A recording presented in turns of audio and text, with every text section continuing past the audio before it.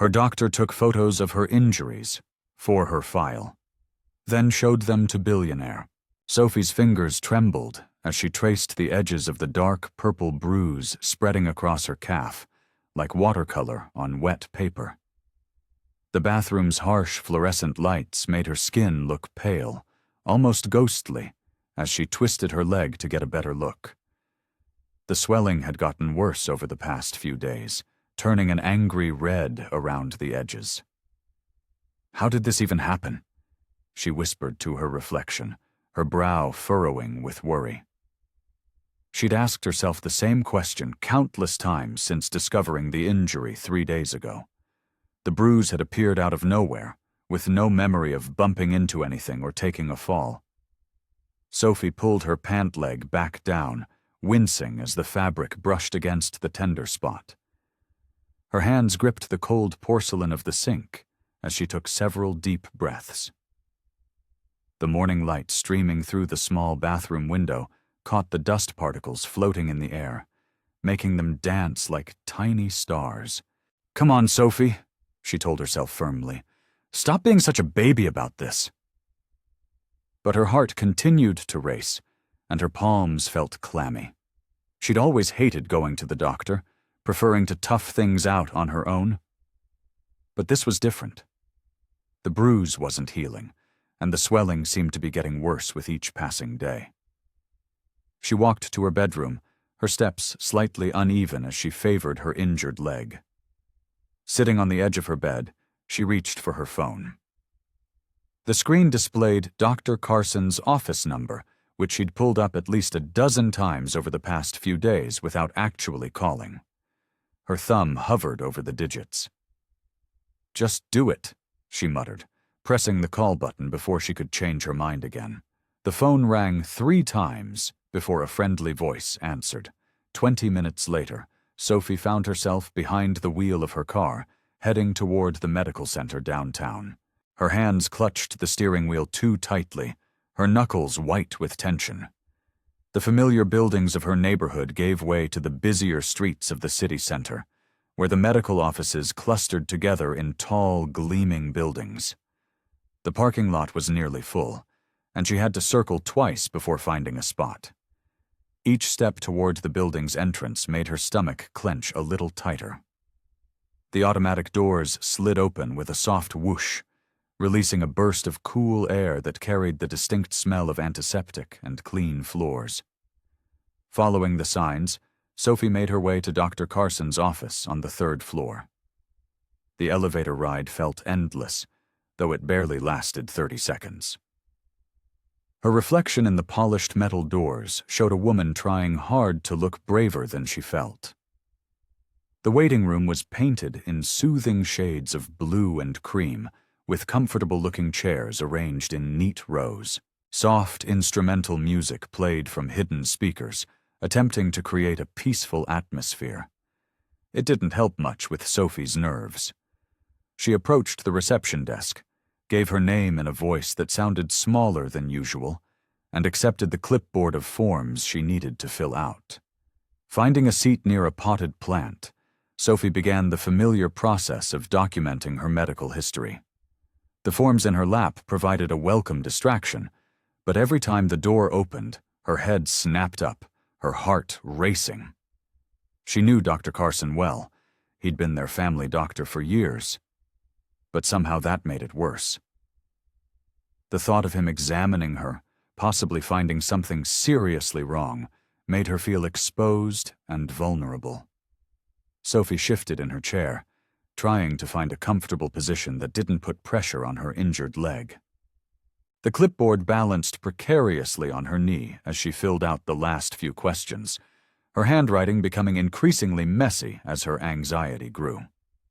Around her, other patients waited quietly, absorbed in magazines or their phones, while she sat there feeling like her heart might jump right out of her chest. The receptionist's warm smile greeted Sophie as she approached the front desk. "Good morning. I'm Martha. You must be Sophie?" Her voice carried a motherly tone that instantly put Sophie a bit more at ease. "Yes, that's me," Sophie replied, clutching her purse strap tightly. The reception area smelled of fresh coffee and lavender air freshener, a pleasant change from the typical sterile hospital scent. Martha handed her a clipboard with several forms attached. "If you could fill these out for me, dear. I know you've been here before, but we like to keep everything up to date." She pointed to the comfortable-looking chairs in the waiting area. "Make yourself at home. It shouldn't be too long." Sophie settled into a plush chair near a window, where natural light streamed in through partially drawn blinds. The clipboard felt heavy in her hands as she began working through the forms. Medical history, current medications, allergies, all the usual questions. Her pen hesitated over the section asking about current symptoms. How could she explain a bruise she couldn't remember getting? Time crept by slowly as she filled out the paperwork. Every few minutes, her eyes darted to the closed door leading to the examination rooms. The gentle hum of conversations and telephone rings from the reception desk provided a steady background noise, but did little to calm her growing anxiety. After returning the completed forms to Martha, Sophie sat back down, absently flipping through a magazine without really reading it. Her leg throbbed dully, a constant reminder of why she was here. "Sophie?" Dr. Carson's familiar voice called from the doorway. She looked up to see him standing there, clipboard in hand, his salt and pepper hair neatly combed as always. His presence was reassuring. He'd been their family doctor for as long as she could remember. Following him into the examination room, Sophie noticed how his white coat seemed to make him look more formal than she remembered. The examination room was bright and clean, with medical charts on the walls and a window overlooking the parking lot. "So, Doctor," Carson said, settling onto his rolling stool while Sophie perched on the examination table, the paper crinkling beneath her. "Tell me about this bruise that's concerning you." Sophie rolled up her pant leg carefully, revealing the purple-black mark. "I noticed it a few days ago, but I have no idea how it happened. It's not getting any better, and the swelling—" She trailed off as Dr. Carson leaned forward to examine the injury. His hands were gentle as he carefully palpated the area around the bruise. "How's the pain level?" he asked, his eyes focused on the injury. "It's not too bad unless I bump it," Sophie replied, watching his face for any sign of concern. "Should I be worried?" "Doctor." Carson straightened up and reached for his camera. "I'd like to take a few photographs for your file," he said, his voice professional but kind.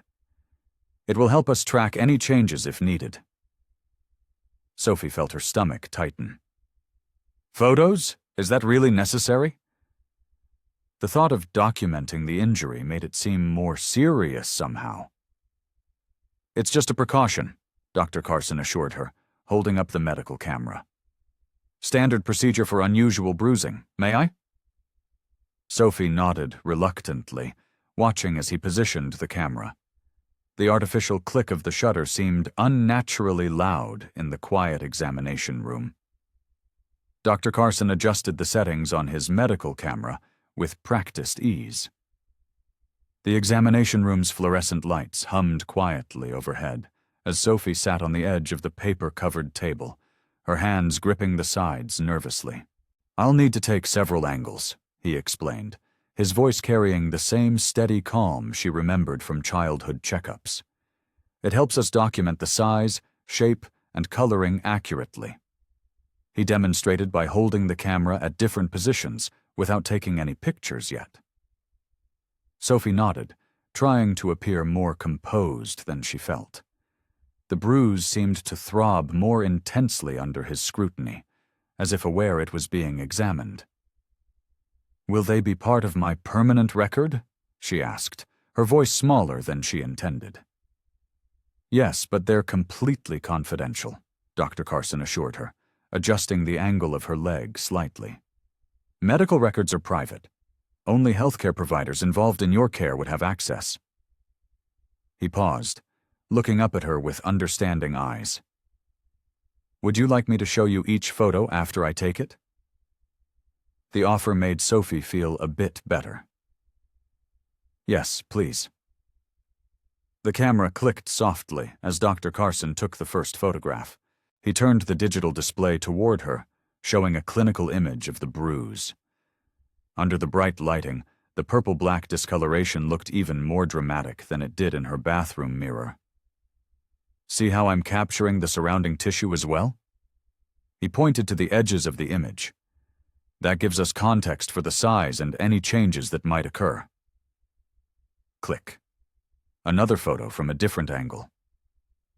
Sophie watched as Dr. Carson worked methodically, his movements precise and professional. Despite his gentle demeanor, she couldn't help feeling self-conscious about the whole process. "Almost done," he said, adjusting the camera one last time. "Just need a few more to document the swelling." Sophie's cheeks felt warm as she sat there, wondering what he must think about her inability to explain such an obvious injury. The contrast between his calm efficiency and her nervous energy made her feel somewhat foolish. Click. Click. "There we go," Dr. Carson said, straightening up. He showed her the final images on the camera's display.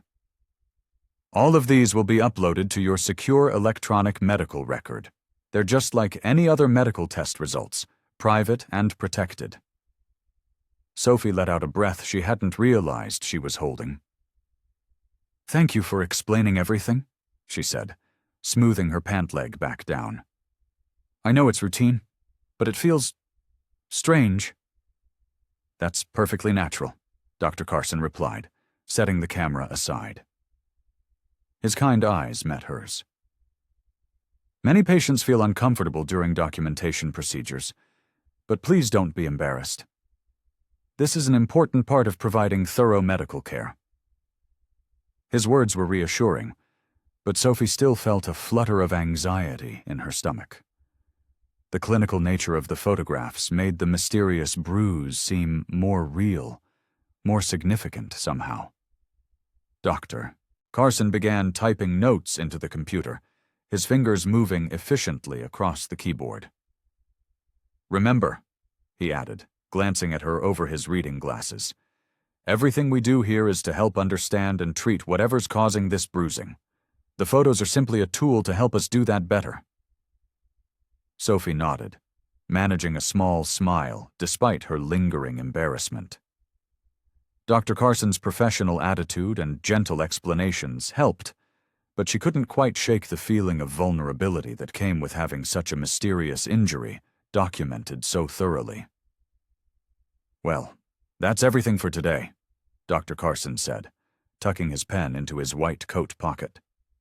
He opened the examination room door and gestured for Sophie to follow him down the narrow hallway to the reception area. "I'll call you once the lab results are in, which should be within a few days." Sophie clutched her purse closer to her body as they walked. The fluorescent lights cast sharp shadows on the pale blue walls, making the corridor feel longer than it actually was. Her leg still ached, a constant reminder of the mysterious bruise that had brought her here. "Remember to ice it for 20 minutes at a time," Dr. Carson reminded her, his voice carrying that familiar professional warmth. "And if the pain increases or you notice any changes in color or size, call the office immediately." "Thank you, Dr. Carson," Sophie said, managing a small smile. She appreciated how thoroughly he had explained everything, even if the unknown cause of her injury still worried her. As they reached the reception area, the front door chimed. A tall man in an expensive charcoal suit strode in, his presence immediately filling the space. Sophie recognized him instantly. Mr. Parker, the prominent local businessman whose name appeared on half the buildings downtown. "Ah, Dr. Carson, Mr." Parker called out, his voice carrying the easy confidence of someone used to commanding attention. He removed his designer sunglasses, revealing sharp eyes that seemed to take in everything at once. Sophie felt suddenly self-conscious in her simple work clothes. She tried to step aside to let him pass, but the reception area was too narrow, forcing an awkward moment where they had to maneuver around each other. "Excuse me," she murmured, pressing herself against the wall. Mr. Parker's eyes flickered over her, a flash of recognition crossing his face. "No problem at all, miss." He paused, clearly fishing for her name. "Sophie," she supplied automatically, then immediately wished she hadn't. "Miss Sophie," he repeated, offering a practiced smile that didn't quite reach his eyes. He turned to Dr. Carson, who had been watching the exchange with an unreadable expression. "I hope I'm not too early for my appointment." "Right on time, as always, Mr. Parker." "Doctor," Carson replied, his tone professional, but somehow different than it had been moments ago. There was a subtle tension in his shoulders that hadn't been there before. Sophie moved toward the door, ready to leave, but Mr. Parker's next words stopped her cold. "I couldn't help but notice. Is this about the case we discussed?" Mr. Parker asked Dr. Carson, gesturing vaguely in Sophie's direction. His voice was casual, but there was an underlying intensity that made Sophie's skin prickle. Dr. Carson's face remained carefully neutral. "I can't discuss other patients' cases, Mr. Parker. You know that." The two men exchanged a look that lasted only a fraction of a second, but it was enough to send a chill down Sophie's spine. There was something loaded in that brief glance, something that made her feel like she was missing important pieces of a puzzle she didn't even know she was trying to solve. The reception area suddenly felt too small, too confined. Sophie's hand found the door handle, her fingers wrapping around the cool metal. "Thank you again, Dr. Carson," she said quickly, her voice sounding strange to her own ears. The last thing she saw before stepping out was Mr. Parker watching her with that same calculating look, while Dr. Carson stood beside him, his usually warm demeanor now carefully guarded. Sophie slumped onto her couch, kicking off her shoes and propping her injured leg on a throw pillow. The afternoon sun filtered through her apartment windows, casting long shadows across her small living room. Her mind kept wandering back to that strange moment in Dr. Carson's office, the way Mr. Parker had looked at her, and that cryptic exchange between the two men. Her phone buzzed on the coffee table, making her jump. The caller ID showed Dr. Carson's office number. Sophie's heart skipped a beat. It was too soon for test results. "Hello?" she answered, sitting up straighter. "Miss Sophie?" It was Janet, Doctor, Carson's receptionist. Her usually cheerful voice sounded hesitant. "I'm calling because, well, Mr. Parker has specifically requested a meeting with you regarding your injury." Sophie's fingers tightened around her phone. "Mr. Parker? But why would he want to meet with me?" "He says it's important," Janet replied. "He mentioned something about similar cases and wanted to discuss your experience personally." Sophie frowned, pulling her legs up onto the couch. "Similar cases? I don't understand. Isn't that confidential medical information?" "Oh, no, Janet quickly clarified. "Mr. Parker isn't asking about your medical details. He just wants to talk to you directly. He was quite insistent about it." Sophie picked at a loose thread on her pants, her stomach churning with uncertainty. "I don't know." "He's offered to meet at the Blue Corner Cafe tomorrow at 2 p.m., Janet continued. "He said it's entirely your choice, but—" She paused, lowering her voice. "He seemed very concerned about your situation." Sophie glanced down at her leg, the bruise visible beneath her pant leg. The mystery of its appearance still nagged at her. What did Mr. Parker know? Why was he so interested? "Did Dr. Carson approve this?" Sophie asked. There was a slight pause on the other end. "Dr. Carson is aware of Mr. Parker's request," Janet answered carefully. Sophie stood up and paced her living room, her injured leg protesting slightly. The whole situation felt odd, yet something about Mr. Parker's insistence made her curious. If Dr. Carson knew about it, maybe it was legitimate. "Mr. Parker also mentioned," Janet added, That he might have information that could help explain your injury. Sophie stopped pacing. That got her attention. After days of wondering how she'd gotten hurt, the possibility of answers was tempting. He's willing to meet in a public place, Janet continued, and you're welcome to bring someone with you if you'd feel more comfortable. Sophie ran her fingers through her hair, weighing her options. The mysterious injury, Mr. Parker's strange behavior at the doctor's office, and now this call. It all seemed connected somehow. After a long moment, Sophie sighed. Okay, she said, surprising herself with her decision. Tell Mr. Parker I'll meet him tomorrow at the Blue Corner Cafe. He'll be pleased to hear that, Janet replied, sounding relieved. Should I tell him to expect you at 2 p.m.? Yes, Sophie confirmed, already second-guessing her decision. But please let him know I can only spare 30 minutes. After hanging up, Sophie sank back onto her couch, her mind swirling with questions. What could Mr. Parker possibly want to discuss? How did he know about similar cases? And why did she feel so uneasy about the whole thing? Despite her reservations, she had agreed to the meeting. Something in Mr. Parker's insistence, combined with her own desperate need for answers about her injury, had convinced her to take this unusual step. Scene 1. Sophie arrived at the Blue Corner Cafe 15 minutes early, only to discover it wasn't the casual coffee shop she'd imagined. Crystal chandeliers hung from ornate ceilings, and waiters in crisp black uniforms glided between tables draped with pristine white linens. Her simple blouse and slacks felt woefully inadequate. Miss Carter? A maitre d' approached her, his posture impeccable. Mr. Parker is expecting you. Please, follow me. Sophie's flats made little noise on the polished marble floor as she followed him through the restaurant. She felt the curious glances of other diners, clearly regulars who belonged in this sophisticated setting. Mr. Parker stood as she approached his table, which was tucked away in a quiet corner with a view of the city skyline.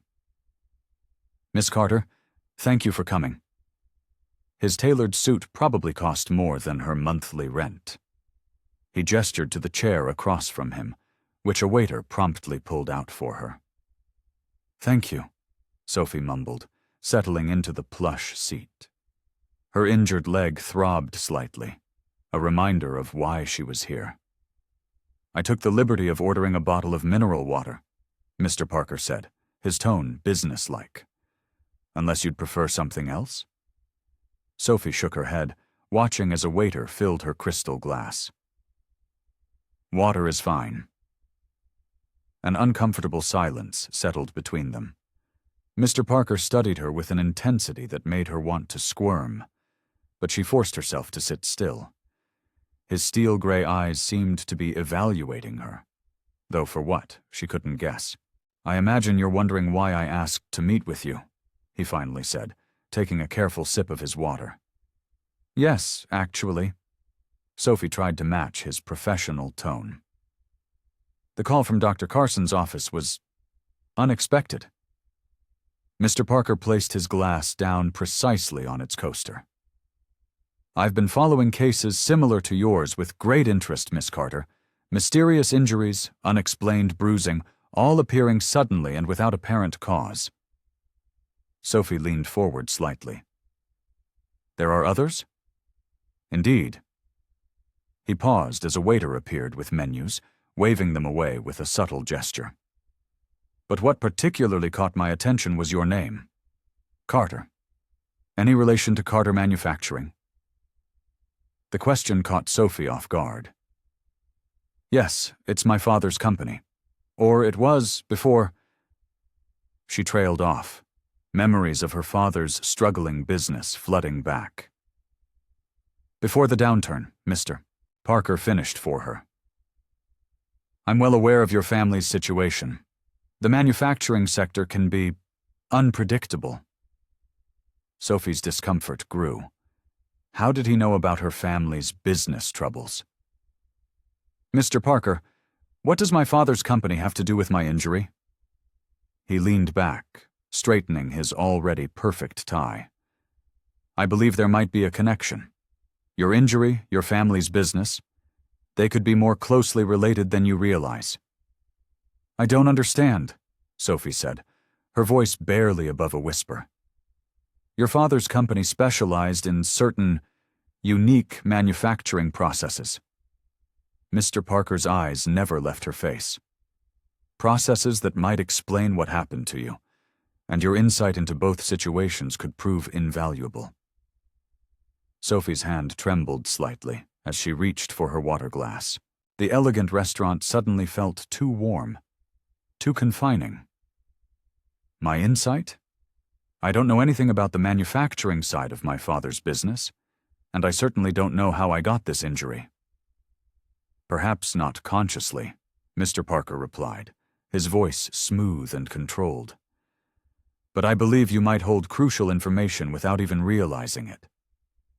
Sophie's fingers tightened around her water glass as she processed Mr. Parker's words. Something in his tone made her uneasy. "What exactly is your interest in my father's company?" Mr. Parker pulled a sleek leather portfolio from beside his chair and placed it on the table. "I've been following Carter Manufacturing for some time now." He opened the portfolio, revealing pages of financial reports and charts. "Your father built something remarkable, but the current economic climate has been challenging." "We're managing," Sophie said defensively, though she knew it wasn't entirely true. Her father had been working longer hours, and she'd overheard worried conversations between her parents late at night. "Are you?" Mr. Parker raised an eyebrow. "Your father's last quarterly report suggests otherwise." He slid a document across the table. Sophie's eyes widened as she scanned the numbers. The losses were worse than she'd imagined. "Where did you get these?" "I make it my business to stay informed." Mr. Parker's voice remained neutral, but there was a hint of satisfaction in his expression. "Especially when I'm considering an acquisition." The word hit Sophie like a physical blow. "Acquisition? I've already approached your father's board of directors." "Mr."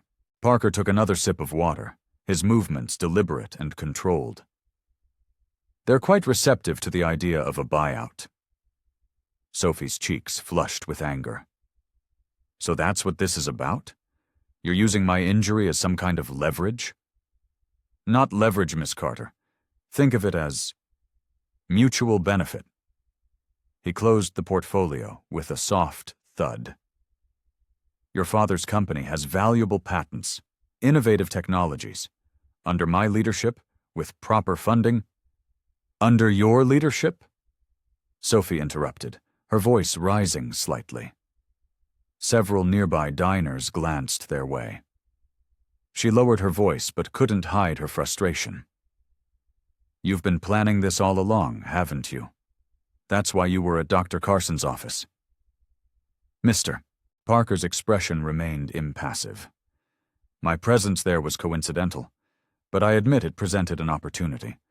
Your injury could be connected to some of your father's experimental work.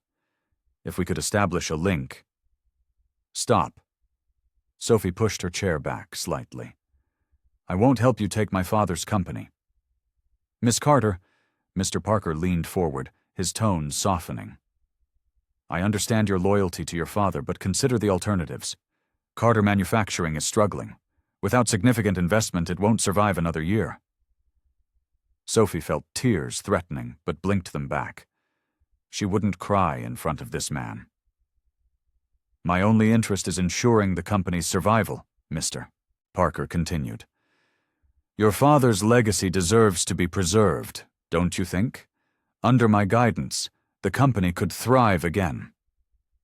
"You mean under your control?" Sophie countered, "while my father loses everything he's worked for." "Business isn't always kind, Miss Carter, but sometimes difficult decisions must be made for the greater good." Mr. Parker's voice was gentle, almost patronizing.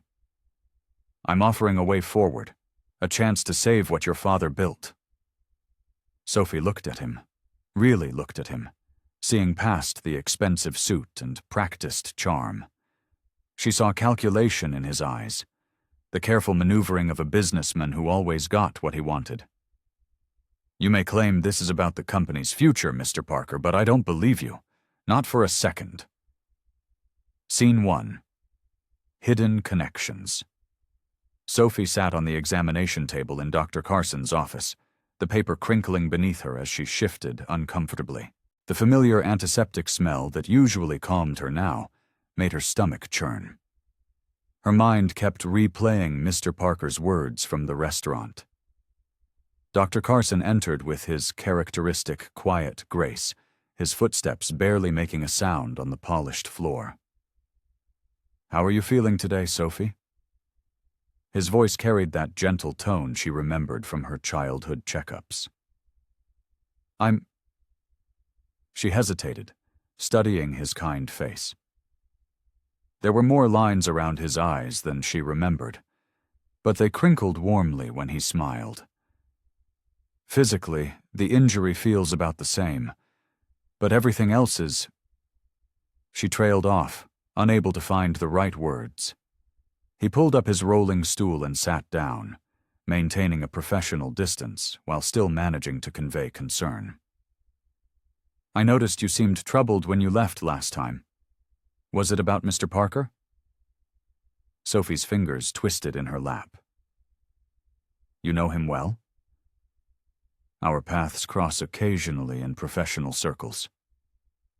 "Doctor." Carson's answer was careful, measured. He reached for her injured leg, his touch clinical but somehow comforting. "Does this hurt?" "A little," she admitted, watching as he examined the bruising. "Dr. Carson, can I ask you something?" He looked up, his eyes meeting hers. "Of course." "Why did Mr. Parker really come to your office that day?" Dr. Carson's hands paused in their examination. He seemed to be weighing his words carefully. "Sophie, there's something you should know." He rolled his stool back slightly and folded his hands in his lap. "I've been helping your father." Sophie's breath caught. "What do you mean?" "Your father came to me several months ago. He was worried about some of his workers experiencing unusual symptoms." "Doctor," Carson's voice softened. "I've been providing medical consultations, making connections with specialists who might help identify the cause." "Dad never mentioned—" Sophie felt a wave of confusion wash over her. "Why wouldn't he tell me?" "Your father—" Dr. Carson stood up and walked to his desk, retrieving a file. "He's been trying to protect you, Sophie.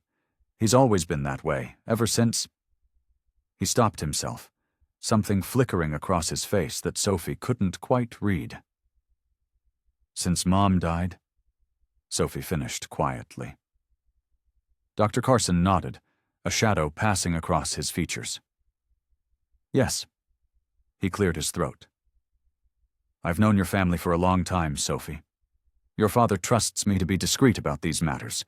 The health concerns at the factory, they're not public knowledge." Sophie's mind raced. "Does this have something to do with my injury?" "We're not sure yet," Dr. Carson admitted. He returned to his stool, rolling closer. "But that's why I've been documenting everything so carefully. Your father and I have been working together to understand what's happening." Sophie stared at him, seeing him in a new light. All these years, she'd known him as their family doctor, but now she realized there were layers to his involvement she'd never suspected. "Why didn't you tell me this before?" "Medical confidentiality," he explained gently. "And your father's wishes. But given recent developments—" He paused, his expression troubled. "I think you deserve to know the truth." The way he looked at her made Sophie feel both protected and uncertain. There was something in his eyes, a tenderness that went beyond professional concern, but also a sadness she couldn't quite understand. "Thank you," she said softly, "for helping him." for helping us." Dr. Carson smiled, but it didn't quite reach his eyes. "Your family means a great deal to me, Sophie. More than you know." Chapter 8. Hidden Depths Seen. 2. Family Ties. Sophie sat at her father's dusty desk in their home office, rifling through old papers and folders. The afternoon sun streamed through the window, highlighting dust particles dancing in the air. Her father was at the factory, giving her the perfect opportunity to dig deeper into Dr. Carson's involvement with their family business.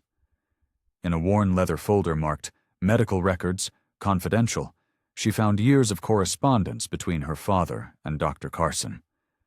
Her fingers trembled as she opened the first letter, dated 3 years ago. "Dear James," it began in Dr. Carson's neat handwriting, "I've reviewed the health reports from the factory workers. While nothing appears immediately alarming, I suggest implementing the safety measures we discussed." Sophie's eyes widened as she read through letter after letter. Dr. Carson hadn't just been providing medical advice.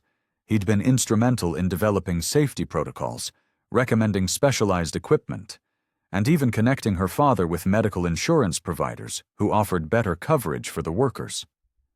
She found a photo tucked between the pages. It showed her father and Dr. Carson at what looked like a company picnic years ago. Her mother was there too, her smile bright and alive. Sophie's throat tightened. She'd forgotten Dr. Carson had been present at so many family events. Moving to her father's computer, Sophie logged in using the password she'd known since high school. In his email archives, she found hundreds of exchanges with Dr. Carson. Many were about business, but others were more personal. They discussed Sophie's college choices, her career plans, even her mother's illness in its final stages. One email caught her eye, dated shortly after her mother's passing. "James, I know these past months have been unbearable. I promise to keep watching over Sophie just as Sarah would have wanted.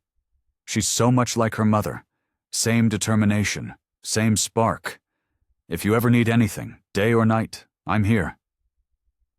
Sophie leaned back in the chair, her heart heavy with understanding. Dr. Carson hadn't just been their family doctor. He'd been a steady presence through their darkest times, a silent guardian she'd never fully noticed. She found more recent emails discussing the factory's health concerns. Dr. Carson had been working tirelessly, consulting specialists, reviewing medical journals, trying to understand the pattern of symptoms among the workers. His dedication went far beyond professional obligation. In a drawer, Sophie discovered a birthday card from last year. Dr. Carson's message was simple, but touching. "Happy birthday, Sophie. Your mother would be so proud of the woman you've become." The pieces were falling into place. Dr. Carson's careful attention to her injury, his concern about Mr. Parker, his gentle protectiveness, it all stemmed from years of deep involvement with her family. He wasn't just a doctor doing his job. He was someone who truly cared about their well-being. Sophie gathered the papers, carefully returning them to their proper places. Her heart felt full with gratitude for this man who'd been silently supporting them all along. She thought of his kind eyes, his patient manner, the way he always seemed to know exactly what to say. As she closed the office door behind her, Sophie felt a new appreciation for Dr. Carson growing in her heart. He wasn't just a family doctor anymore. He was family, in all the ways that truly mattered. Sophie stood outside Dr. Carson's office, her hand hovering over the doorknob. The morning sun cast long shadows through the hallway windows, and the normally bustling medical center was quiet at this early hour. She'd called ahead, asking to meet him before his regular patients arrived. Taking a deep breath, she knocked softly. "Come in," his familiar voice called out. Dr. Carson sat at his desk, a cup of steaming coffee beside him. His face brightened when he saw her, though concern quickly followed. "Sophie, is everything all right? Your leg?" "My leg is fine. she assured him, settling into the chair across from his desk. The office looked different in the early morning light. Softer, more intimate. I wanted to talk to you about something else. He set down his coffee cup, giving her his full attention. Of course. I found some letters, Sophie began, watching his expression carefully. And emails, between you and Dad. You've been helping our family for years, haven't you? Far more than just being our doctor. Doctor. Carson's shoulders tensed slightly, but his eyes remained gentle. Yes, he admitted quietly. Your father is one of my oldest friends. It's more than that, though, isn't it? Sophie pressed, her voice soft. You were there for everything. The company picnics, my graduation, Mom's illness. At the mention of her mother, something shifted in Dr. Carson's face. A shadow of old pain crossed his features, and he stood up, walking to the window. Sarah, your mother, was very special to me, he said, his voice thick with emotion. Sophie waited, watching his back as he gazed out the window. I met your parents in medical school, he continued. Your mother was studying to be a nurse. She was extraordinary, brilliant, compassionate, with this ability to light up any room she entered. He turned back to face Sophie, his eyes distant with memories. I fell in love with her almost immediately. Sophie's breath caught in her throat. But she married Dad. Doctor. Carson nodded, a sad smile touching his lips. Yes, she did. And they were perfect together. I never told her how I felt. I couldn't. Their happiness meant everything to me. So I became their friend instead, their family doctor, someone they could always count on. All these years, Sophie whispered, you've been looking after us because of Mom? At first, yes, he admitted. But over time, it became more than that. Your father became my closest friend. And you... He paused, meeting her eyes. Watching you grow up, seeing so much of Sarah in you, your strength, your kindness, it became about protecting the family I'd come to love, not just keeping a promise to your mother. Sophie felt tears prickling at the corners of her eyes. Everything made sense now. His dedication, his protectiveness, the depth of care that went beyond professional duty. But it also complicated the warm feelings she'd been developing for him. The flutter in her stomach when he smiled at her. The comfort she felt in his presence. I never meant for you to know, Dr. Carson said quietly, about how I felt about your mother. I hope it doesn't change anything. But it had changed everything. Sophie sat there, her heart racing with conflicting emotions. She was touched by his years of devotion to her family, moved by his selfless love for her mother, and yet unsettled by her own growing attraction to him. Was she just a reminder of her mother to him? Did her feelings for him somehow betray her mother's memory? She looked up at Dr. Carson, seeing him in a completely new light. No longer just the family doctor, but a man who had loved and lost, who had channeled that love into years of quiet dedication to her family. And now she didn't know what to feel. Sophie sat at her kitchen table, staring at her untouched morning coffee. Sunlight streamed through the window, warming her face, but she felt cold inside. 3 days had passed since Dr. Carson's confession, and her thoughts were still a tangled mess. She picked up her phone, scrolling through the missed calls from Mr. Parker. He'd been calling daily, sometimes twice a day, leaving increasingly urgent messages about meeting to discuss her family's business. The persistence made her uneasy. Just one meeting, his latest voicemail said. I have a proposition that could benefit everyone involved. Sophie sighed, running her fingers through her hair. The weight of everything, Dr. Carson's revelation, Mr. Parker's pressure, her family's struggling business, felt overwhelming.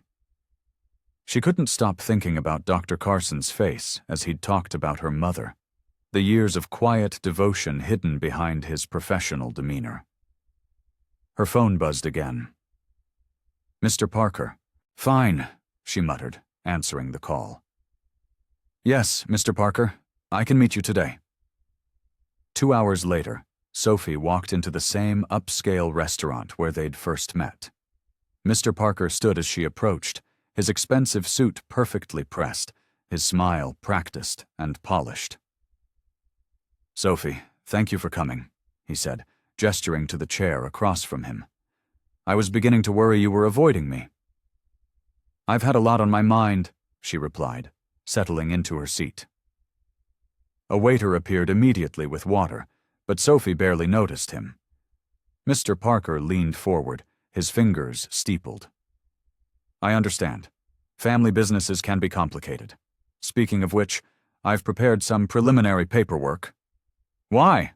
Sophie interrupted, her voice sharper than she'd intended. "Why are you so interested in our company? It's a small family business, hardly worth the attention of someone like you." "Mr." Parker's smile faltered slightly. "Your father's company has potential that he hasn't realized. With the right resources—" "No," Sophie cut in again. "There's something else. You showed up at Dr. Carson's office that day. You've been pushing for these meetings. There's more to this than just business potential." The restaurant's quiet murmur of conversation continued around them, but at their table, tension crackled in the air. Mr. Parker's carefully maintained expression slipped for just a moment, revealing something harder underneath. "Your father's company sits on valuable property," he said finally. "Property that would complete a development project I've been planning for years. The medical center where Dr. Carson works. I own that building. I own..." Several nearby diners looked up, but she didn't care. "You don't know anything about my family or what benefits us.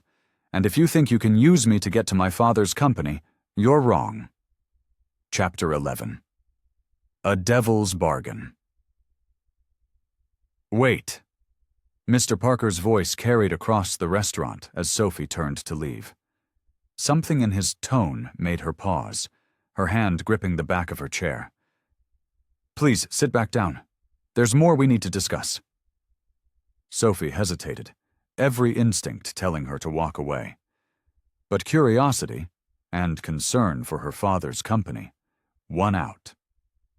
She slowly lowered herself back into her seat, maintaining eye contact with Mr. Parker.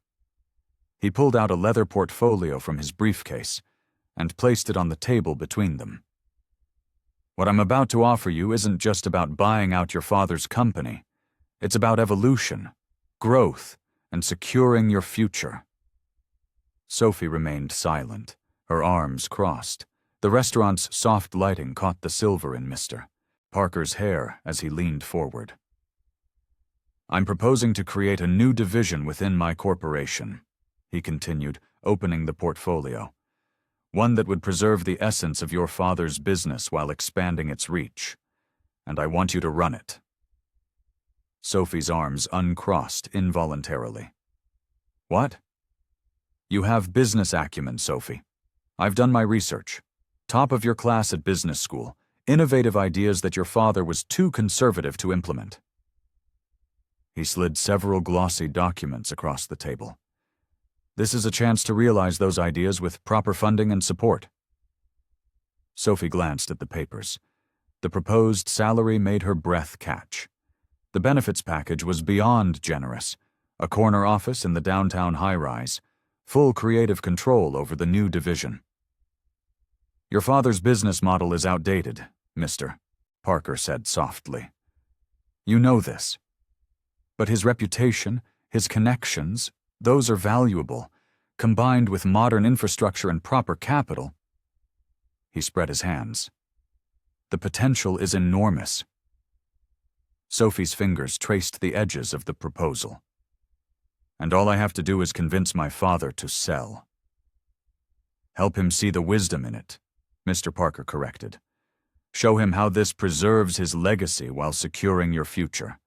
The company name stays. His expertise would be valued. But you..." He tapped the papers. "You would be the one driving it forward." The opportunity sparkled before her like a diamond, beautiful and hard. Everything she'd ever wanted professionally was laid out in black and white. The chance to modernize, to grow, to prove herself. But the cost. "My father built this company from nothing," she said, her voice barely above a whisper. "It's been his whole life." "And now it's drowning him, mister," Parker countered. "Monthly losses increasing, equipment aging, market share shrinking. You can save it, Sophie. Transform it into something sustainable. Something that honors his work while securing your own future." Sophie felt the weight of the decision pressing down on her chest. The restaurant's ambient noise seemed to fade away, leaving her alone with the choice before her. Help orchestrate the sale of her father's life's work, or watch it slowly crumble. Save it by changing it forever, or remain loyal to a failing model. She looked down at the papers again, seeing her name printed in elegant type below an impressive title. Executive Director. Everything she'd dreamed of achieving, offered on a silver platter, with strings firmly attached. "Take the weekend to think about it, mister," Parker said, standing and buttoning his jacket. "But remember, opportunities like this don't come along often. Sometimes we have to choose between holding on to the past and embracing the future." He left her sitting there, staring at the proposal that could change everything. The restaurant bustled around her, but Sophie felt completely alone, caught between duty and ambition, between loyalty and opportunity. Sophie sat at her kitchen table, staring at her phone. 3 missed calls from Mr. Parker's office, and 2 text messages from Dr. Carson asking about her follow-up appointment. The morning sun filtered through her curtains, casting long shadows across the worn wooden surface. She picked up her phone, then set it down again. The weight of their expectations, Mr. Parker's ambitious plans and Dr. Carson's caring concern, felt suffocating. She needed space to think, to breathe, to figure out what she truly wanted. "Not today," she whispered, silencing her phone and sliding it into a drawer. The quiet that followed felt like a relief, like finally coming up for air after being underwater too long. Sophie moved to her living room window, watching the neighborhood come to life. Mrs. Henderson walking her poodle, the Martinez kids waiting for their school bus, normal people living normal lives without the complications she faced. She pressed her forehead against the cool glass, closing her eyes. The corporate proposal still sat on her coffee table, its pristine pages seeming to mock her indecision. Next to it lay Dr. Carson's business card, worn at the edges from being handled so often. Both represented choices, paths forward that would change everything. She made coffee, the familiar routine bringing comfort. As the machine hummed, she thought about her father, imagining him in his office at the company he'd built from nothing. How many mornings had he spent there, working to keep his dream alive? The thought of being the one to end that legacy made her stomach knot. When her phone rang from inside the drawer, she didn't move to answer it. Instead, she took her coffee to the small balcony of her apartment, letting the morning breeze wash over her. Below, the city was waking up, but she felt removed from its rhythm, suspended in her own bubble of uncertainty. Sophie canceled her next appointment with Dr. Carson, sending a polite but distant email through his office. She ignored Mr. Parker's calls, having his assistant mark her as unavailable for the foreseeable future. Each small act of withdrawal felt like reclaiming a piece of herself. The days began to blur together. She threw herself into her work at the local library, finding solace in the quiet stacks and simple tasks. When colleagues asked if she was okay, she smiled and nodded, keeping her turmoil private. The routine helped, gave her space to think without the pressure of immediate decisions. In the evenings, she took long walks through her neighborhood, deliberately choosing routes that wouldn't take her past Dr. Carson's office or the downtown area where Mr. Parker's company towered over the city. The physical distance helped maintain the emotional boundaries she needed. Her father called once, asking if she'd heard anything more about Mr. Parker's interest in the company. She kept her voice steady, as she told him she needed time to consider everything. He didn't press, and she was grateful for that. At night, she sat on her balcony, watching the city lights flicker like stars. The proposal gathered dust on her coffee table, and Dr. Carson's card disappeared under a stack of mail. The silence she'd created around herself wasn't exactly peace, but it was what she needed. Space to hear her own thoughts, to feel her own feelings without the influence of others' expectations. Time seemed to slow in her self-imposed isolation. Each day brought a little more clarity, a little more understanding of what she truly wanted, not what others wanted for her. She wasn't ready to face either man yet, wasn't ready to make the decisions they were asking of her. For now, the distance was her shelter, her way of protecting herself while she found her footing again. Chapter 14. The Weight of Responsibility. Sophie stared at the stack of financial reports spread across her father's desk, the numbers blurring before her tired eyes. The office felt too big, too empty, without his commanding presence. Sunlight streamed through the dusty blinds, highlighting the dancing particles in the air and the coffee ring marks on various documents. "Miss Williams?" Her father's secretary, Martha, poked her head through the door. "The bank called again about the loan payment." Sophie's stomach tightened. "Tell them I'll call back this afternoon." She forced a smile she didn't feel, watching Martha's concerned face disappear behind the closing door. The weight of responsibility pressed down on her shoulders like a heavy blanket. She'd been handling the day-to-day operations for 2 weeks now, trying to keep everything running smoothly while her father recovered from his stress-induced health scare. The doctors had ordered complete rest, which left Sophie juggling responsibilities she'd never prepared for. She picked up another report, squinting at the columns of red figures. The company's financial situation was worse than she'd imagined. Employee paychecks were due next week, and the account balance made her heart race every time she looked at it. The phone rang again. Sophie let it go to voicemail, knowing it was probably another supplier asking about late payments. She pushed back from the desk, walking to the window that overlooked the factory floor below. The machinery hummed. Workers moved about their tasks, all of them depending on her to keep things going. "I can't do this," she whispered to herself, pressing her forehead against the cool glass. The technical aspects of running the business were overwhelming enough, but the emotional toll of carrying everyone's livelihoods on her shoulders was even worse. Her phone buzzed with a text message. Dr. Carson's name appeared on the screen. "Heard about your father. I'm here if you need anything." Sophie's throat tightened. His kindness, his obvious concern. It was almost too much to bear right now. She thought about his confession, about his feelings for her mother, about the complicated web of emotions that surrounded their every interaction. Another text followed.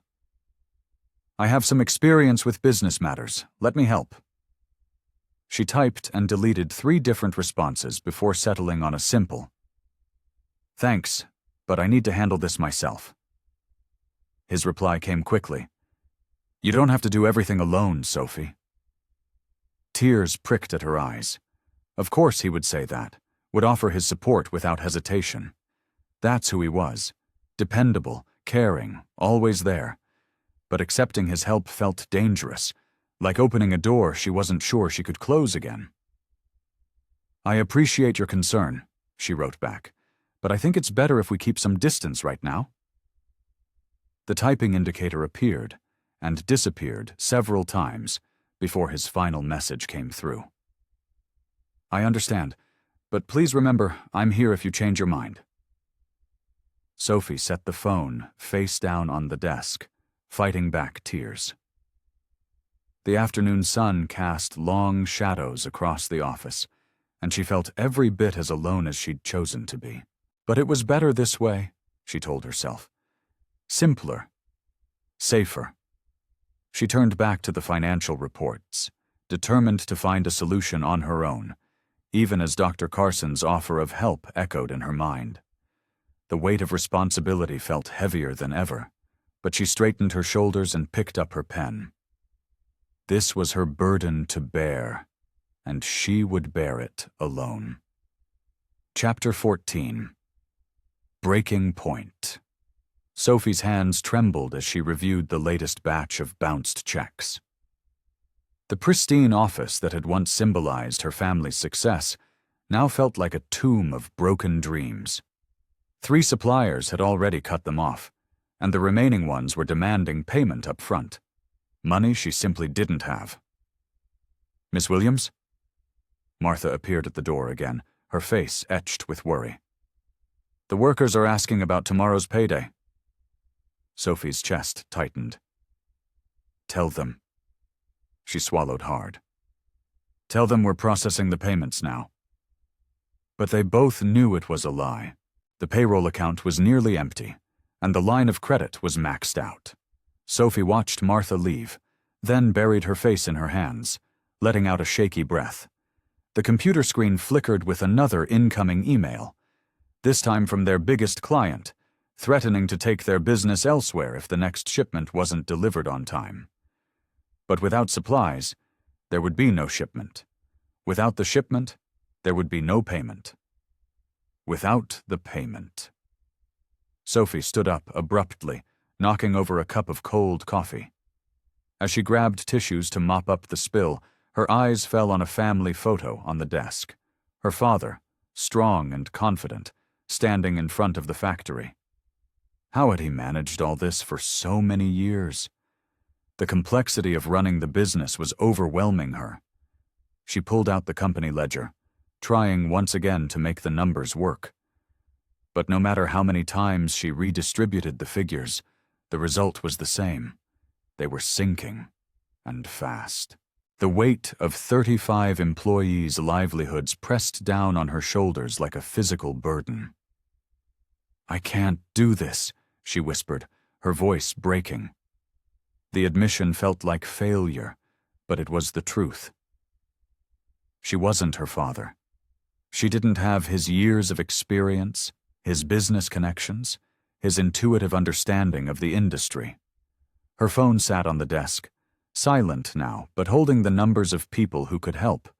Dr. Carson with his genuine concern and business experience, even Mr. Parker with his ruthless efficiency and deep pockets. But who could she trust? Mr. Parker's offer to buy the company looked more tempting by the day, but his motives were unclear. And Dr. Carson. His connection to her family was so complex, so layered with history and unspoken feelings. Sophie walked to the window, watching the factory floor below. The afternoon shift was in full swing, the machinery humming, people moving purposefully about their tasks. All these families depending on her to make the right decision. The responsibility felt crushing.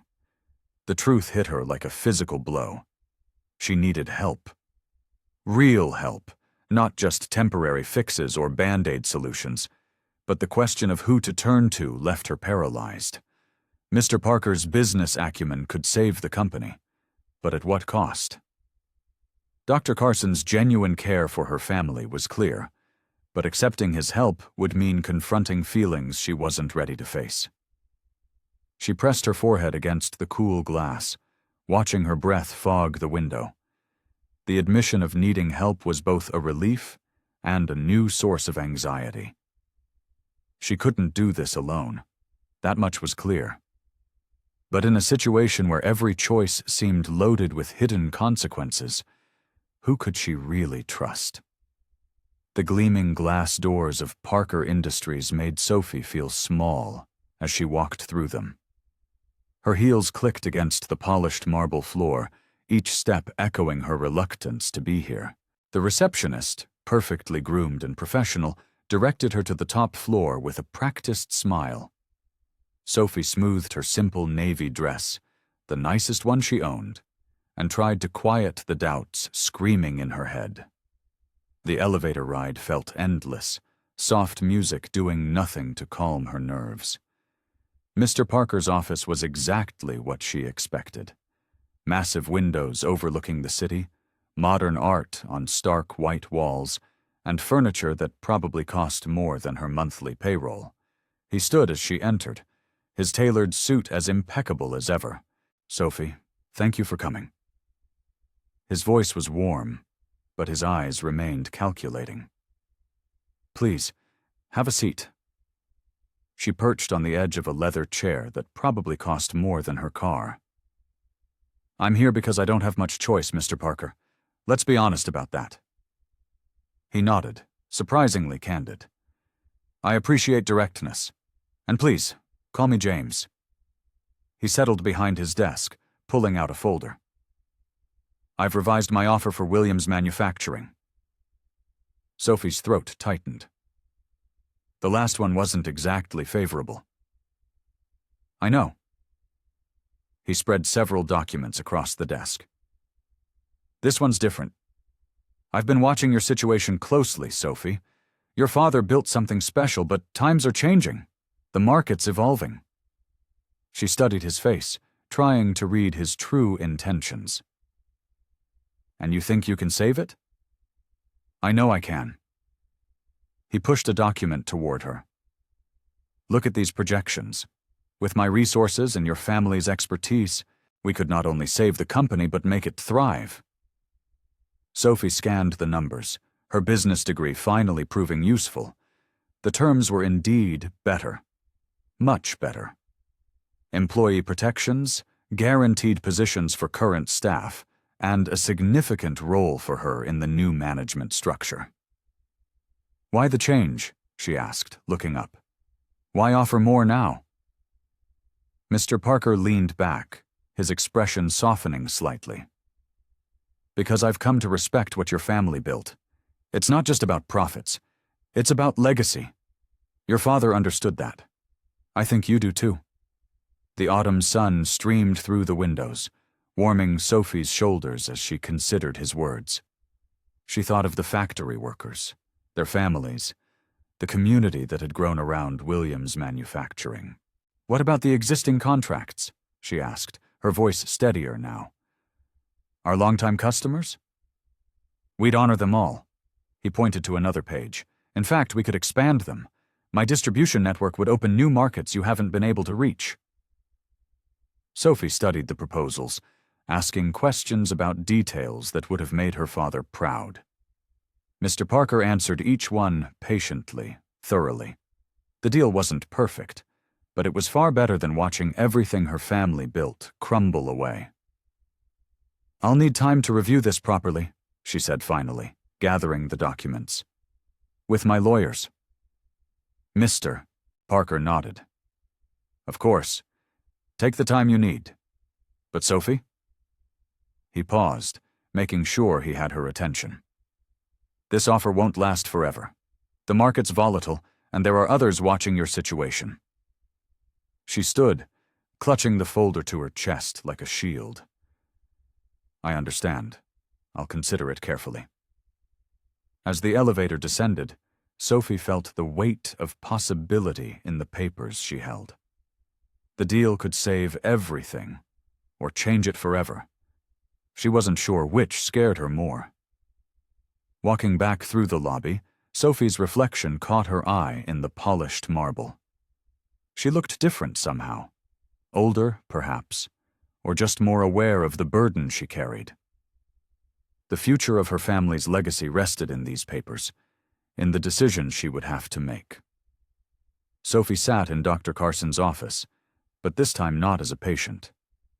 The evening sun cast long shadows through the window, and the usual medical equipment seemed less intimidating in the warm light. She hadn't planned to come here, but after leaving Parker Industries, her feet had carried her to the familiar building almost on their own.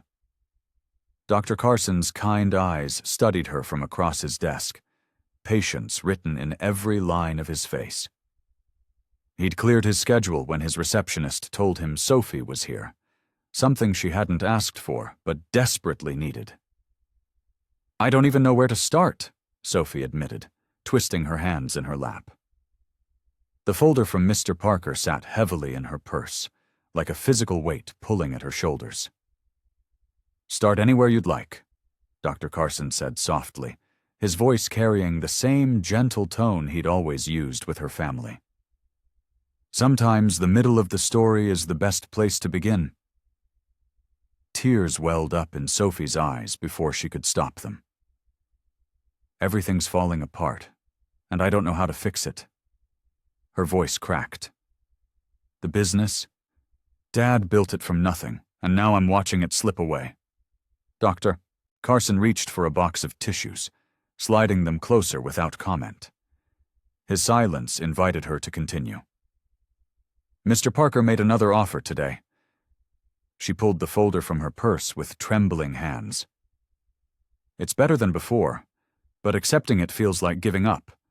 Like I failed Dad somehow." "Your father was always proud of you," Dr. Carson said, leaning forward slightly. "He told me that many times." Sophie dabbed at her eyes. "I keep trying to be strong, to handle everything myself. But I'm drowning in paperwork, trying to understand contracts and regulations. The employees are counting on me, and I'm terrified of letting them down." Dr. Carson's expression softened. "Being strong doesn't mean doing everything alone, Sophie. Your father understood that. Why do you think he kept trusted advisors? Like you?" She managed a weak smile. "Yes, like me." He stood up and walked to the window, his silhouette outlined by the setting sun. "I've watched you trying to carry this burden by yourself. You're so much like your mother, determined, independent." Sophie felt fresh tears at the mention of her mother. "I wish she was here. She'd know what to do." Dr. Carson turned back to face her. "She would tell you to take care of yourself first. The business is important, but not at the cost of your well-being." "I'm just so tired," Sophie whispered, finally voicing what she'd been feeling for months.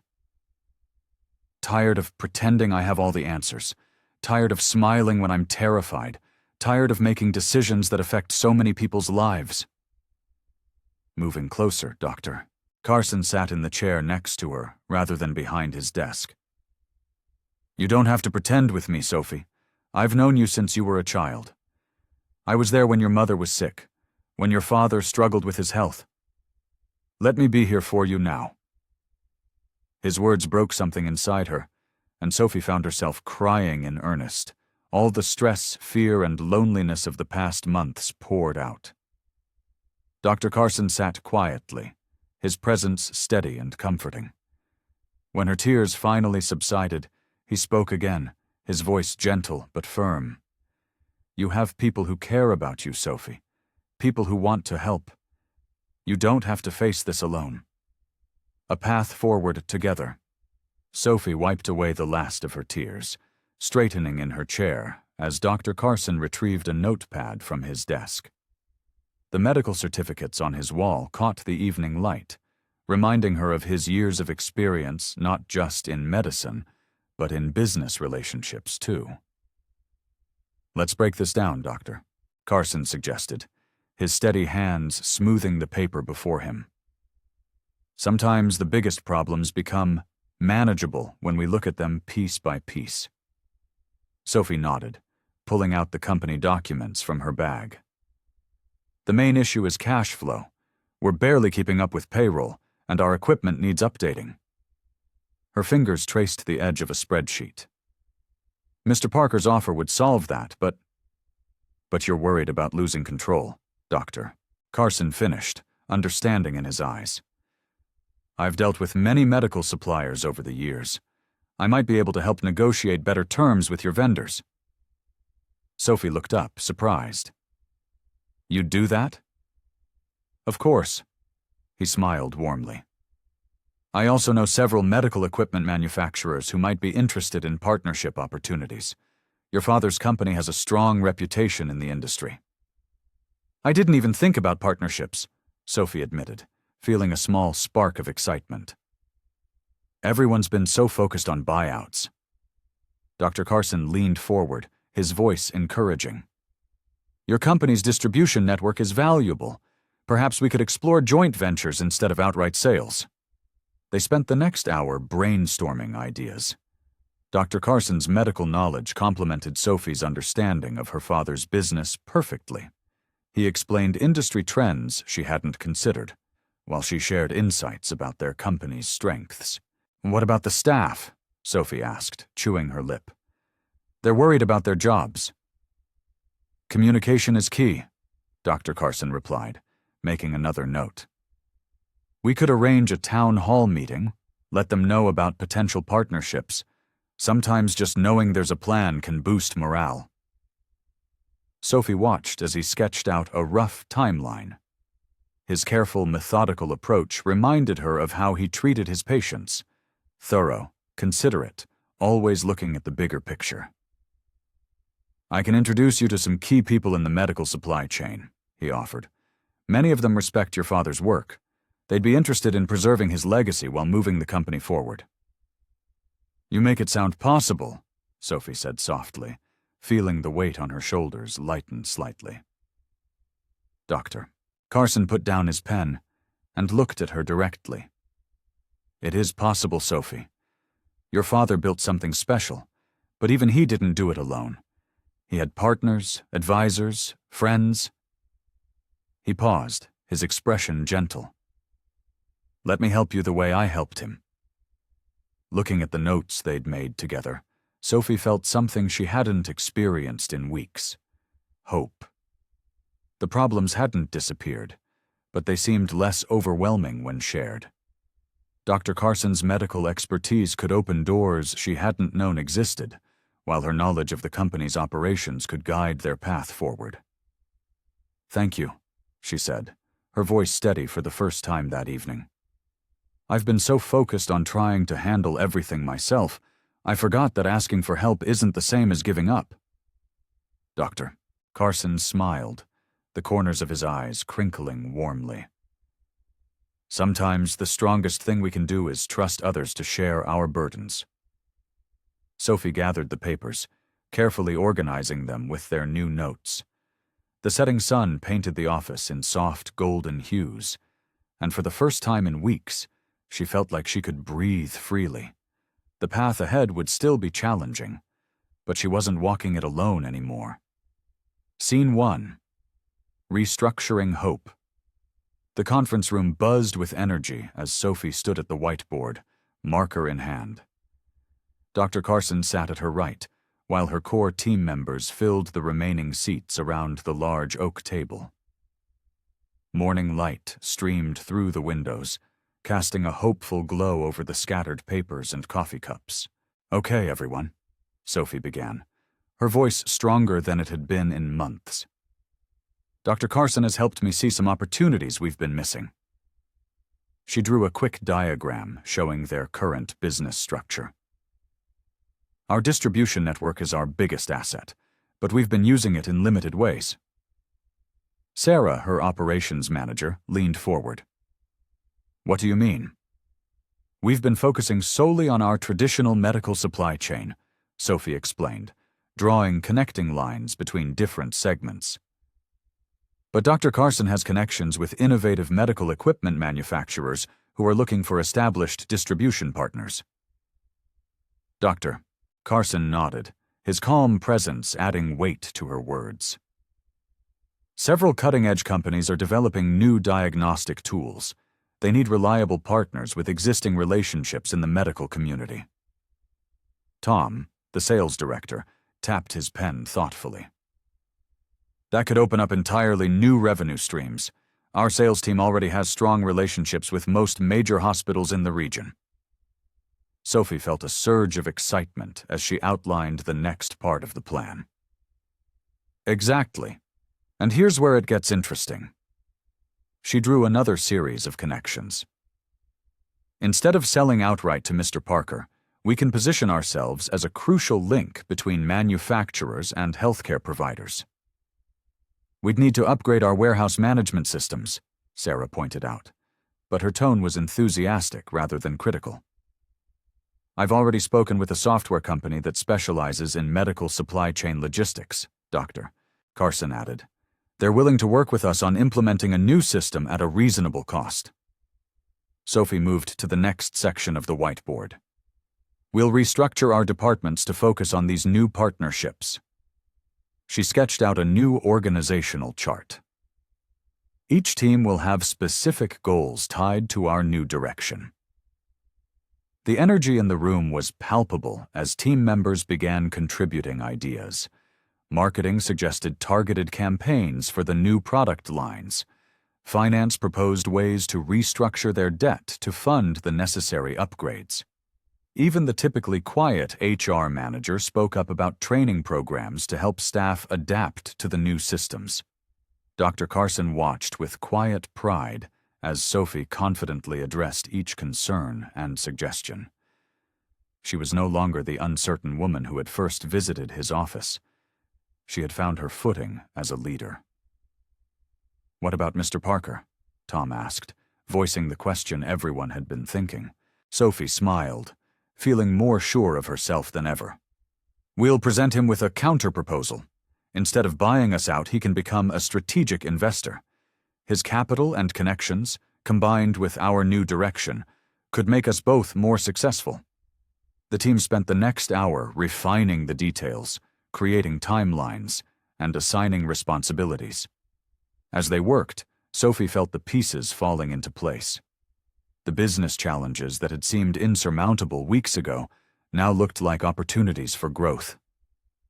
When the meeting ended, the team filed out with renewed purpose, chattering excitedly about their parts in the new plan.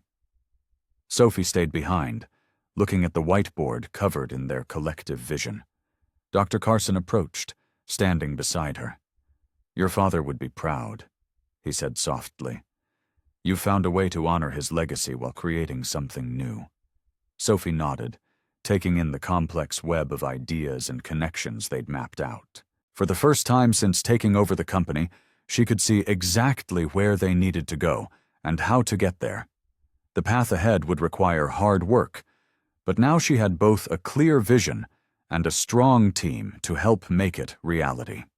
Scene 1. Standing Ground. Mr. Parker sat across from Sophie in his opulent office, his fingers steepled beneath his chin. The leather chair creaked as he leaned forward, sliding the contract proposal across his mahogany desk. "This is my final offer, Sophie. 20% above market value." His voice was smooth, practiced. "It's more than generous, considering the company's current struggles." Sophie glanced at the document but didn't reach for it. Instead, she sat straighter in her chair, feeling the strength of her new conviction. The morning sun filtered through the floor-to-ceiling windows, casting long shadows across the plush carpeting. "I appreciate the offer, Mr. Parker, but I'm afraid I'll have to decline." Her voice was steady, confident.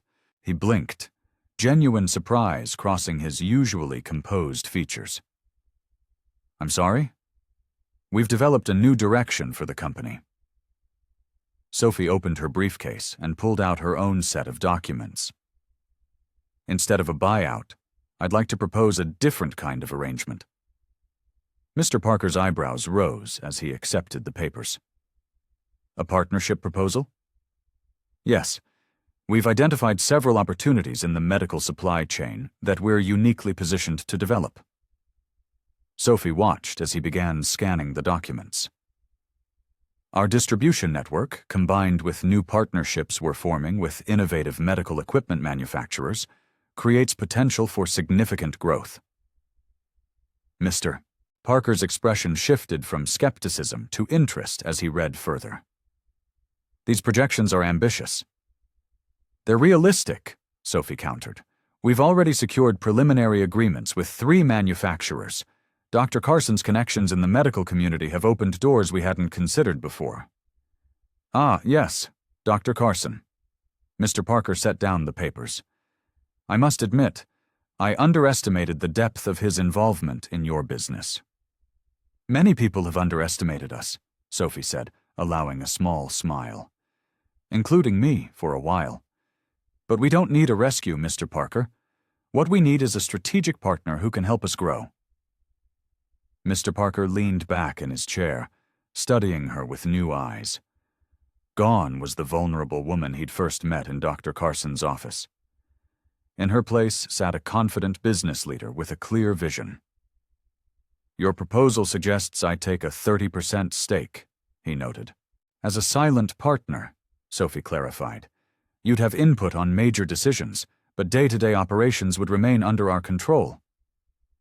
And what makes you think I'd be interested in a minority stake? Sophie met his gaze directly. Because you're a smart businessman, Mr. Parker. You recognize potential when you see it. Our new direction offers better returns than a simple buyout would provide. He drummed his fingers on the desk, considering. You've changed, Sophie. When we first met, you were uncertain? Afraid? She nodded. I was. But sometimes we need to face our biggest challenges to discover our true strength. Mr. Parker picked up her proposal again, this time reading more carefully. The silence stretched between them, broken only by the soft rustle of papers. Finally, he looked up. Your father built a solid foundation, he said. But I believe you might build something even better. He reached for a pen. Let's discuss the details of this partnership. Sophie felt a wave of relief, but kept her expression professional.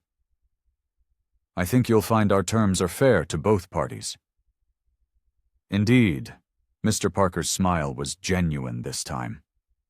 It seems I was wrong to think the company needed saving. What it needed was for you to find your footing as a leader. The evening sun cast long shadows through Dr. Carson's office windows as Sophie knocked on his door. The day's last appointment had left hours ago, but she knew he would still be there, reviewing patient files as he always did. Come in, his gentle voice called out. Sophie stepped inside, her heart beating faster as she saw him sitting behind his desk. He looked up, and their eyes met. The familiar warmth in his gaze made her throat tight with emotion.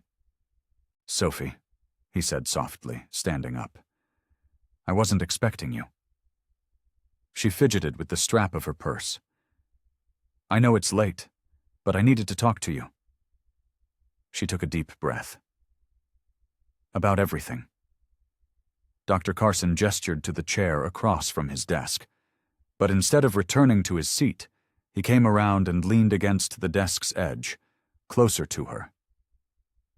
The partnership with Mr. Parker is moving forward, she began, settling into the chair.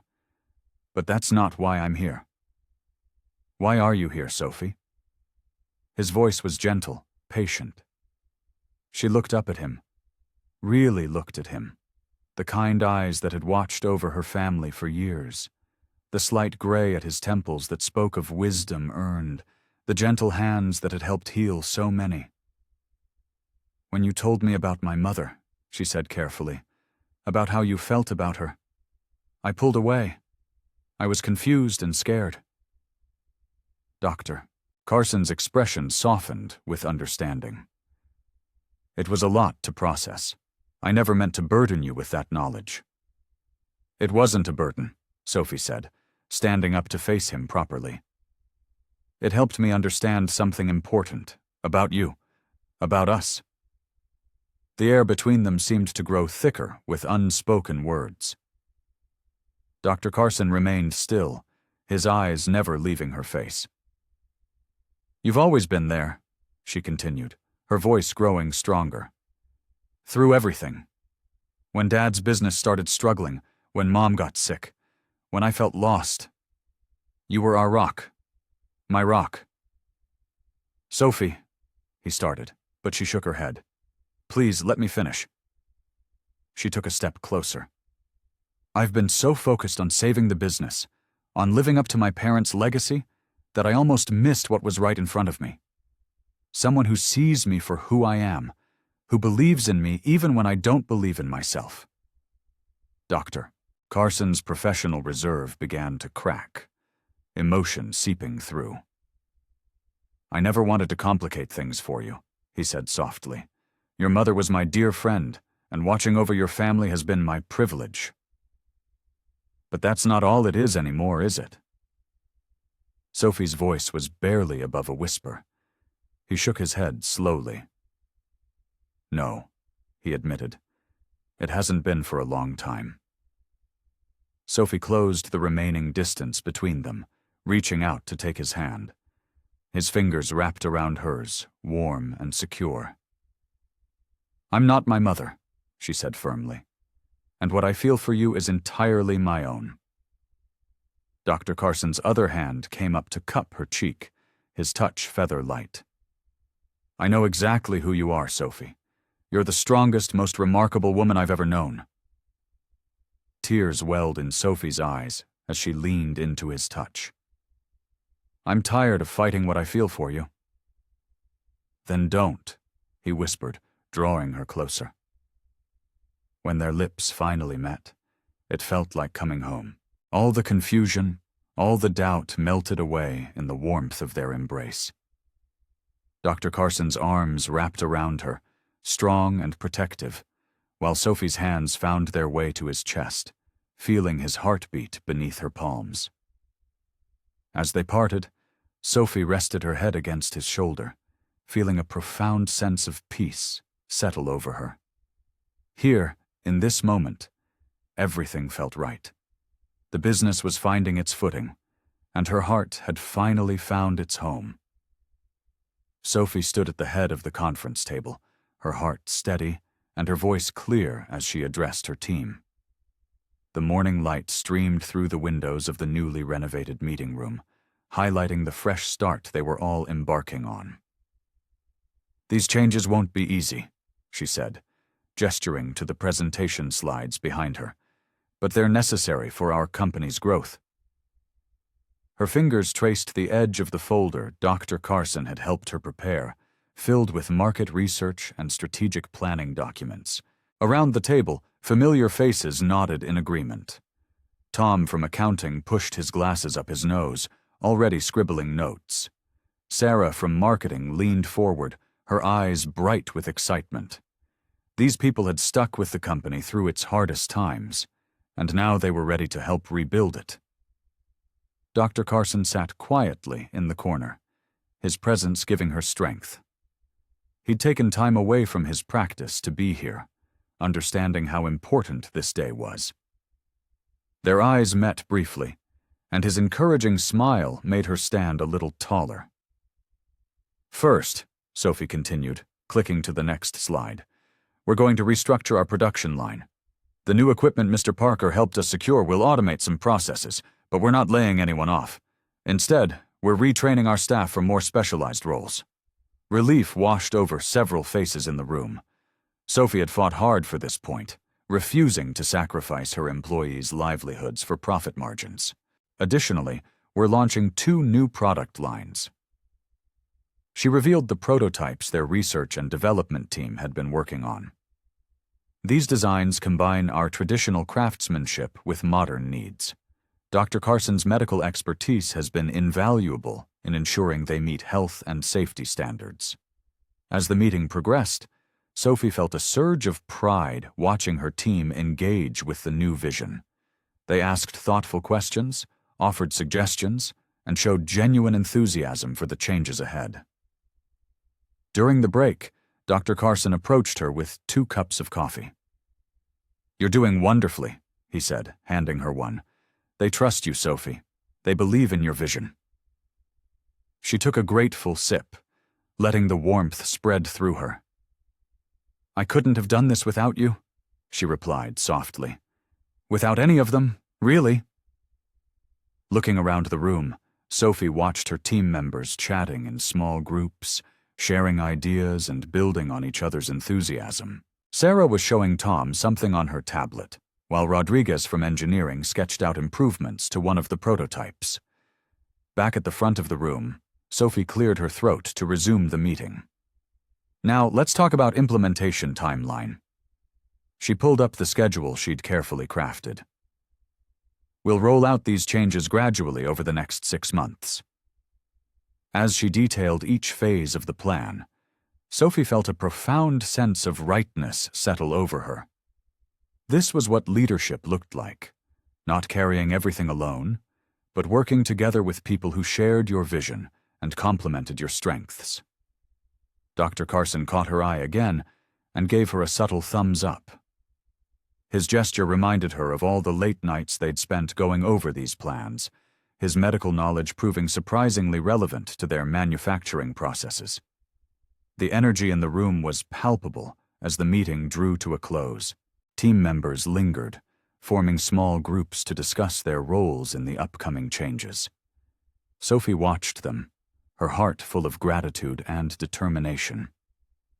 As she gathered her materials, she realized something fundamental had shifted within her.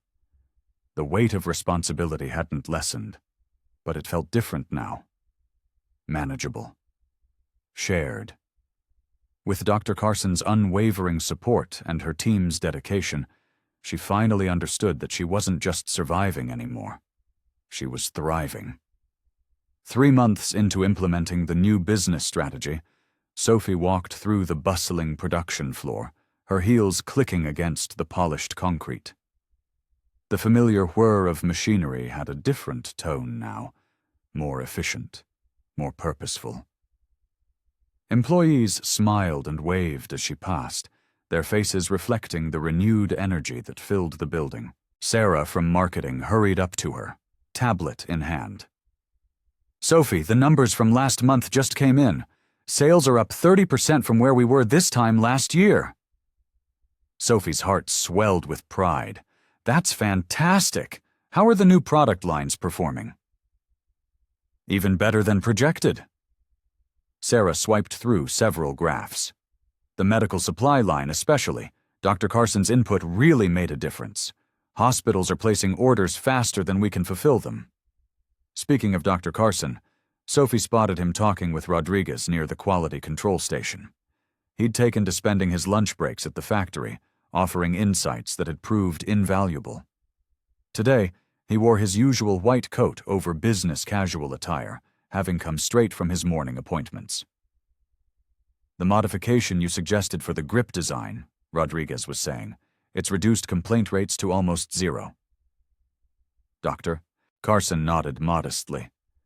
"Just applying basic ergonomic principles. Your team did the hard work implementing it." Sophie approached them, feeling warmth spread through her chest at the way Dr. Carson's eyes lit up when he saw her. "I hear we have more good news," she said. "Indeed," Rodriguez replied enthusiastically. "Production efficiency is up 40% since we installed the new equipment, and because we redistributed roles instead of laying people off, morale has never been higher." Tom from accounting joined their small group, waving a folder. "Sophie, you need to see these figures. Remember those cost-saving measures you implemented? They're paying off even better than expected. Our profit margins have doubled without sacrificing quality." Sophie took the folder, scanning the numbers with growing satisfaction. Every decision she'd made, every risk she'd taken, was proving worthwhile. The company wasn't just surviving, it was thriving. "Doctor," Carson touched her elbow gently. "I told you you could do it," he said softly. She smiled up at him, remembering those dark days when she'd nearly given up. "We did it," she corrected him. "All of us together." Looking around the factory floor, Sophie saw more than just machinery and workers. She saw a family, people who had trusted her leadership, believed in her vision, and worked tirelessly to make it reality. The new training programs were creating opportunities for advancement, and employees who had once feared for their jobs were now excited about their futures. Mr. Parker's latest quarterly review sat on her desk upstairs, filled with praise for the company's turnaround. He'd become a valuable partner rather than a threat, offering connections and resources while respecting her autonomy. His last note had simply read, "You proved me wrong. Well done." Sophie watched as a fresh batch of their newest product line moved along the assembly line. Each piece represented not just profit, but pride. Pride in quality, in innovation, in doing things the right way. The choice to believe in herself and her team, to resist the easy path of selling out, had paid off in ways she couldn't have imagined. Dr. Carson squeezed her hand briefly before heading back to his clinic. "Dinner tonight?" he asked. "Wouldn't miss it," she replied, her heart full of gratitude for this man who had been her rock through it all. The afternoon sun streamed through the factory windows, catching the gleam of new equipment and brightening the faces of her employees. Sophie felt a deep sense of accomplishment wash over her. She had done more than save her family's legacy. She had transformed it into something even better. The evening sun painted golden streaks across Sophie's office as she finished reviewing the last quarterly report. A gentle knock on her door made her look up, and her face brightened at the sight of Dr. Carson standing there, his white coat draped over one arm. "Ready for dinner?" he asked, his warm smile reaching his eyes. Sophie closed her laptop and stood up, smoothing her pencil skirt. "More than ready. It's been quite a day." As they walked through the factory floor together, employees were finishing their afternoon shift. The atmosphere was different now, lighter, more optimistic. Sophie watched as Mary from assembly chatted animatedly with her co-workers about her daughter's upcoming college graduation, something that wouldn't have been possible without the company's new education assistance program. "Remember when you first came to my office with that mysterious injury?" "Doctor," Carson asked, his voice soft with nostalgia. "Who would have thought we'd end up here?" Sophie laughed, linking her arm through his. "Certainly not me. I was so scared and uncertain then." She paused by the main entrance, looking back at the bustling factory floor. "Sometimes I still can't believe how far we've come." "I always knew you had it in you," Dr. Carson said, squeezing her hand gently. "You just needed to believe in yourself as much as I believed in you." They stepped outside into the mild evening air. The company parking lot was full, a stark contrast to the nearly empty space it had been just months ago. New delivery trucks lined the loading dock, their fresh paint gleaming with the company's redesigned logo. "Dad would be so proud," Sophie said, her voice thick with emotion. "Not just of the business, but of how we kept his vision alive while making it our own." "Doctor?" Carson turned to face her, his expression serious yet tender. "Your father built something remarkable, but you've taken it to new heights. You've created opportunities for people, given them hope for their futures." Sophie thought about the morning's management meeting, where they'd discussed expanding into new markets. The fear that had once paralyzed her had been replaced by excitement for new challenges. She had learned to trust her instincts, to lead with both compassion and conviction. "We make a good team, you know," she said, smiling up at Dr. Carson. "Your medical expertise has been invaluable for our new product lines, and your support." She trailed off, overcome by gratitude. "We all need someone in our corner," he replied, his eyes crinkling at the corners. "I'm just grateful I get to be that someone for you." They walked toward their cars, the setting sun casting long shadows across the parking lot. Sophie could see the city skyline in the distance, where her company's logo now shone brightly among other successful businesses. She felt a surge of pride, remembering how close they'd come to losing it all. "You know what I love most about where we are now?" she asked, pausing by her car. "It's not just about profits or success. It's about creating something meaningful, something that makes a difference in people's lives." Dr. Carson nodded, understanding in his eyes. "That's what makes you such an exceptional leader, Sophie. You see beyond the bottom line." As they prepared to leave for dinner, Sophie took one last look at the building that housed her family's legacy. The windows glowed warmly in the dusk, and she could hear the distant hum of machinery inside. She stood straighter, feeling the strength that came from knowing she had faced her challenges head-on and emerged stronger.